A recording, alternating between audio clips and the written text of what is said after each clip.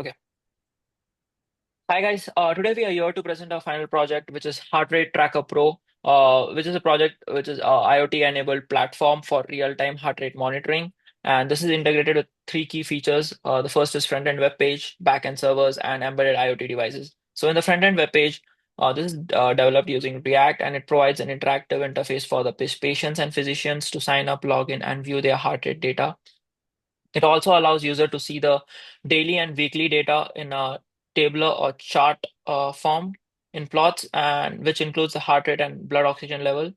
So the next component is backend servers, which is built using Node.js and MongoDB. The backend provides uh, and processes to store the data for IoT devices via secure REST APIs, and it also ensures data integrity and features for token-based attenuation and also role-specific portals for physicians and patients.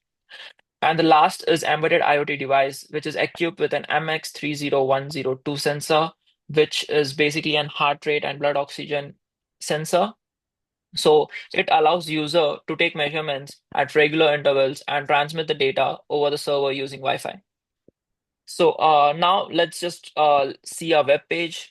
So as you can see, this is a web page which allows user to log in and register.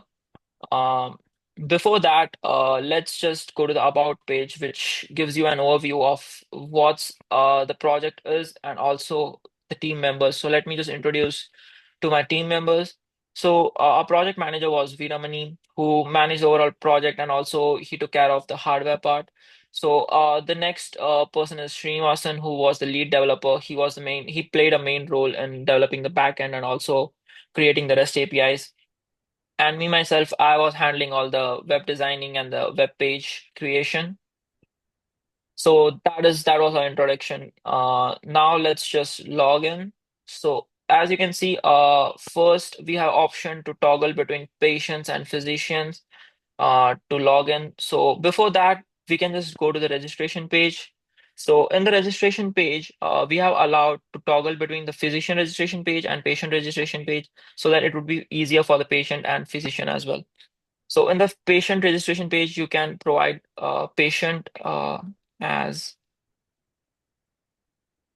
so let's just create a dummy patient for now. And in the password field, we have given an authentication steps. So the password should be at least 6 characters plus. It should have an uppercase, lowercase, and a digit. So as you can see in the password, let me just write a password for you quickly.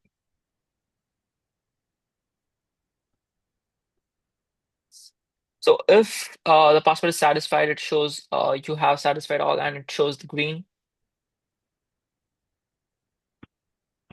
I have retyped the password. Let me just quickly give a name. Select a gender.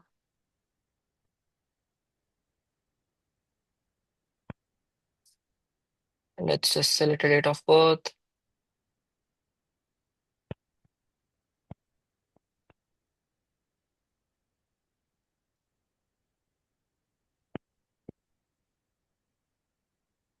If you click hit register, it shows that the new patient has been registered. So now we won't register to this. We won't log in into the same patient which we have registered right now, but we will log in into a different patient, which we have already created, and it has it. This data which we have created collected from the device has been stored under that patient. So we will just quickly log in into that.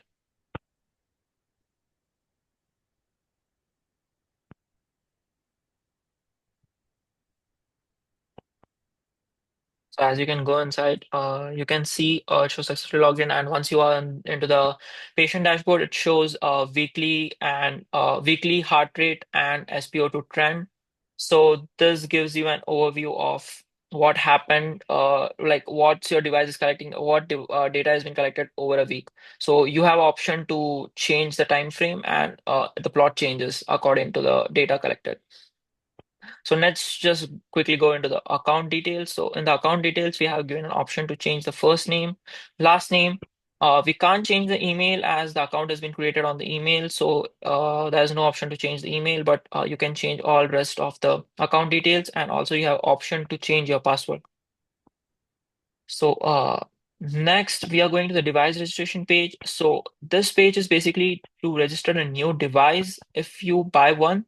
So in this device, in this registration page, you can set a device name of your convenience, and you have to write the serial number which is written on the device so that the data which is sent from the device is stored under your name. And also we have option to set a start time, end time, and a frequency, which is like basically the range of in between in intervals the data is being collected.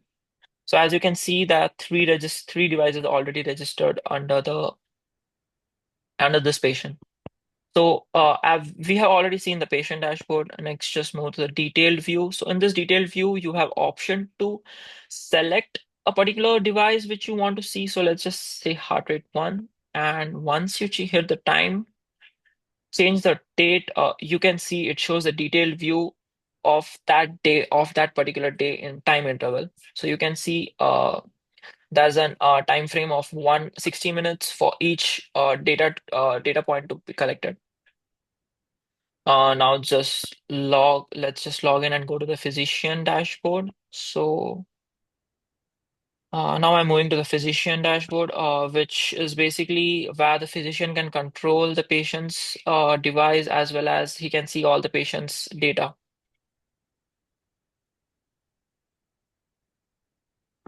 Once I log in into the physician, it gives the physician an option to change his account details as well, but he can't change his email because it's the as I said, the account has been created on the email, but he has all the other options just as the patient. Let's just go into summary. So as you can see, there's already a patient registered under this physician, and it shows the detail of that patient. It shows a 7-day average of the heart rate. This is basically the heart rate. So it gives the average of the heart rate, the maximum it reached, the minimum it had. Now, if you go to the action, if you click, it shows a weekly view of that particular patient. And you can also change the date to see how the data is getting changed throughout the week. Also, we have created a device configuration. So it allows the physician to like set a start date and end date and time. Sorry, device configuration is basically setting the time when the device should start tracking the patient's data, and when it should end it. And it has the frequency cycle to do that.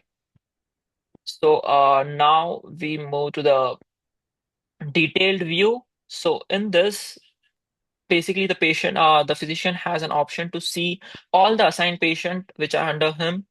And once he selects a device, like a particular device which is the patient has been using, uh, it will show you the data over here. So let's just select the time frame first. So yeah, you can see it shows uh, data of that particular day as heart rate and SpO2, and also it gives you an merged bar graph of the above data. And also you can change the time frame if you want, and you can see the data is being getting changed as you set the time.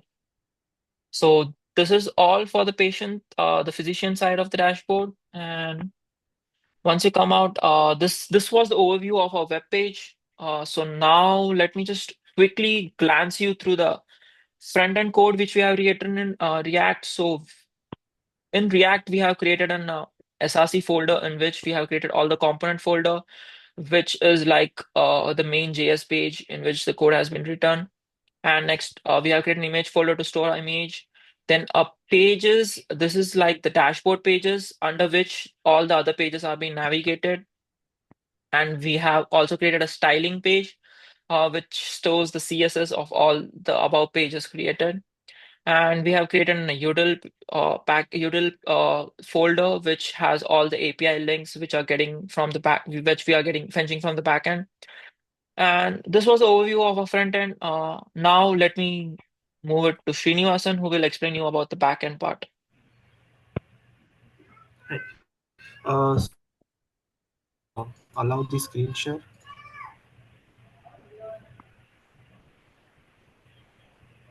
Are you able to? No, not yet.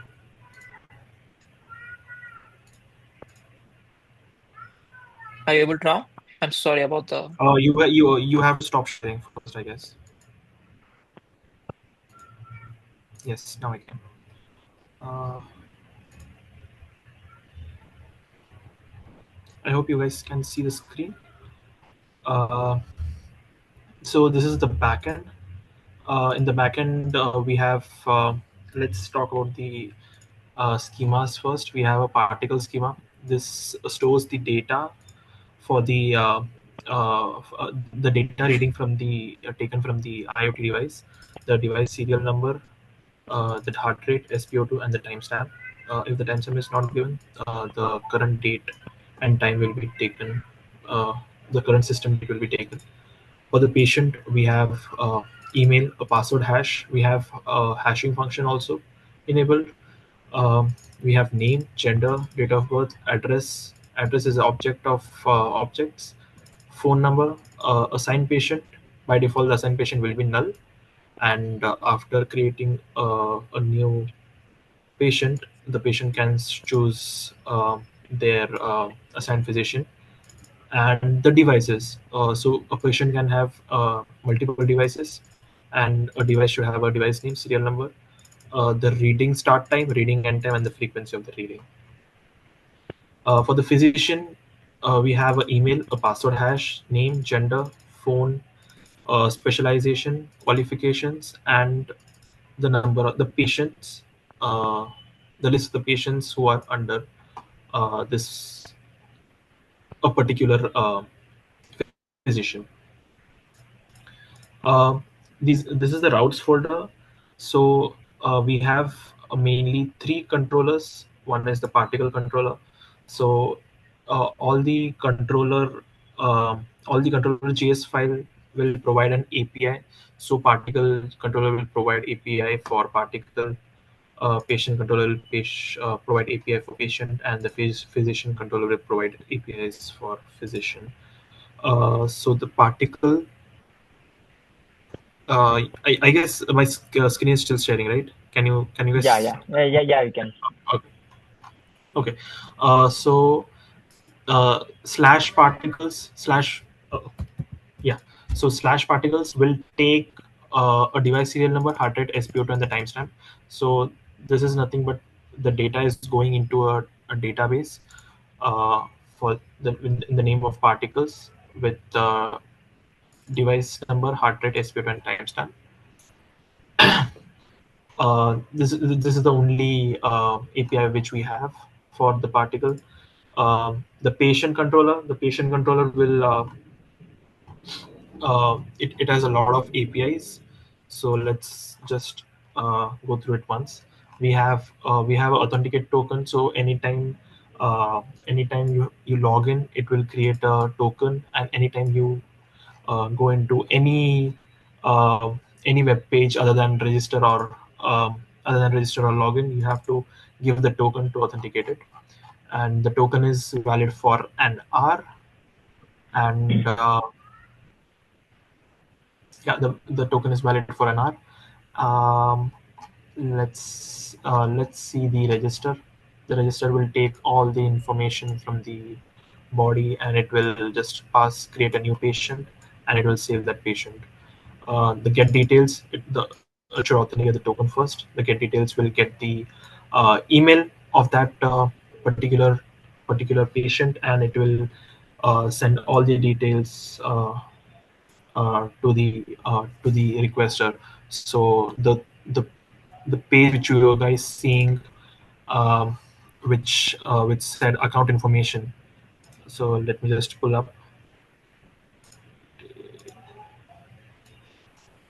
Yeah. So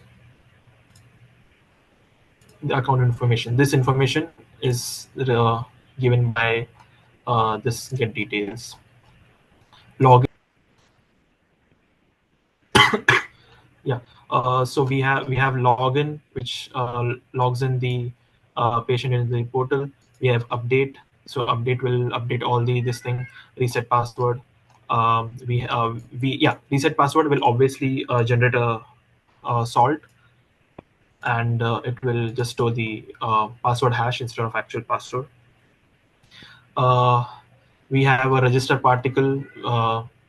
As you saw, we are registering the particle in the register particle page. This that calls this API. Get all devices. It basically just sends all the devices, and and yes, these are the main APIs. Get device readings to plot the graph. We have get date range summary to plot the summary graph, and to get the device readings in an average form. We are using this API. So physician controller has more or less the same structure and same APIs, but that is based on physician. And if the physician is asking for a data which a patient wants of a particular patient, then he can access it. Um, so these are those kind of APIs. Um, we have a API service uh, which gives you the API key. So while if the particle wants to send data to the server, so it has to it has to give a part API key, and that API key is first then uh, matched, and then only the data is taken into consideration. We have patient service. We have some business logic inside this to get the average by the date, the stats by the date, and all.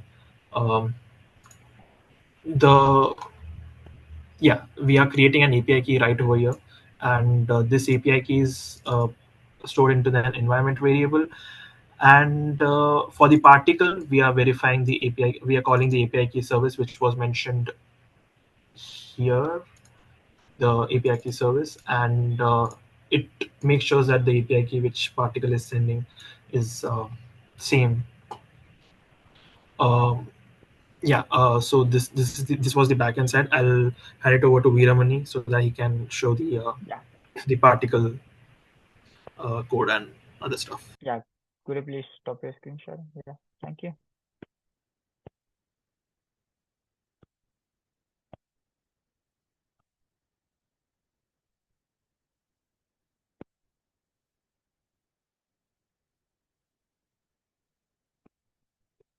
Can you guys see my screen?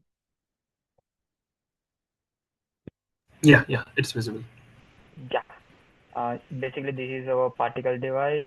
You can see the sensor, and the patient can see his hand, and like the reading will be taken. And currently, the particle has been set to the 5-minute time interval. After every 5 minutes, the data will be sent to the cloud. And let us move on to the, I guess, to the coding part. Yeah. Let me share my screen.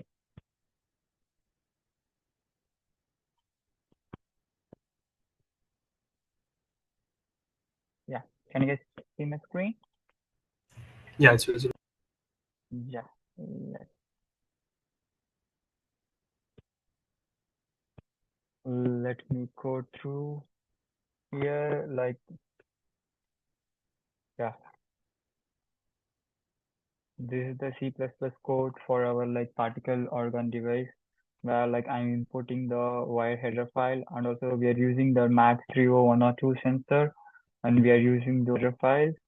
And here you can see we are fetching like we are putting a like a variable SpO2 on hot. जल्दी conclude करो सिर्फ 15 minute. Yeah, like this is the 30,000 milliseconds. Basically, it's like a 5 minutes, and you can see basically like the code runs through. Like I've been putting in the loop so that the device will be like fetching the details in the loop. And yeah, here we are doing some calculations for the sensor, and it calculates the heart rate and SpO2. And here like those like I'm starting the particle field monitor, but basically we can see the data right now because it's set to 5-minute time interval. And here you can see the historical data from the particle device, which is sent to the uh, sent to the cloud. Here you can see the particle device sends to the particle cloud, and then we are like using the custom webhook to pass the data into our AWS. And basically, I have also like developed the AWS hosting, and here like you can see we are hosting in the web. Before, like my friend Mohit has shown you the hosting in the local host. Right now, yeah,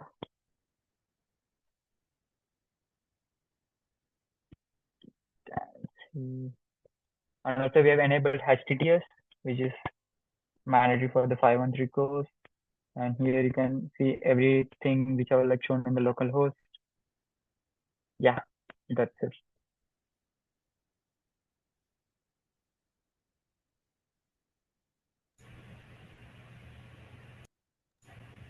Thank you, guys.